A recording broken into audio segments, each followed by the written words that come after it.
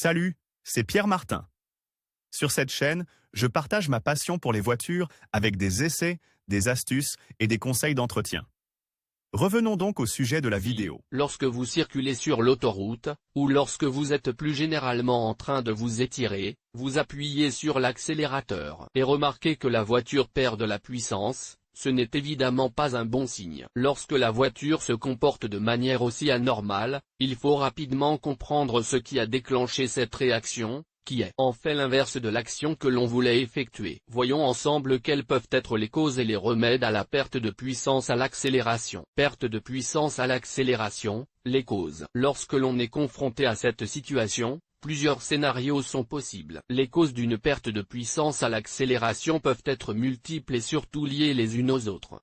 Les plus probables peuvent être dues à l'encrassement du filtre à carburant ou du filtre à particules, une défaillance de l'unité de contrôle électrique, un débitmètre défectueux, rupture de la vanne aigre, dysfonctionnement de la pompe à essence. En outre, la série de dysfonctionnements peut également être due à une fuite d'huile dans les cylindres, qui encrasse les bougies et les injecteurs, une mauvaise tension de la courroie de distribution, un embrayage mal réglé. Parmi les nombreuses causes, des injecteurs encrassés ou bouchés, ou un mauvais contact entre eux, sont l'une des raisons les plus fréquentes de la perte de puissance à l'accélération. Cette situation est facilement perceptible car le moteur est considérablement affecté, ce qui provoque des vibrations excessives. Dans le cas des moteurs turbo-compressés, aujourd'hui très répandus, la perte de puissance de la voiture peut également être attribuée à une défaillance partielle ou totale du manchon, à son état d'entretien non optimal, à son encrassement excessif ou à son emplacement dans l'habitacle. Quels sont les remèdes en cas de perte de puissance à l'accélération? Lorsque vous constatez que votre voiture perd de la puissance à l'accélération,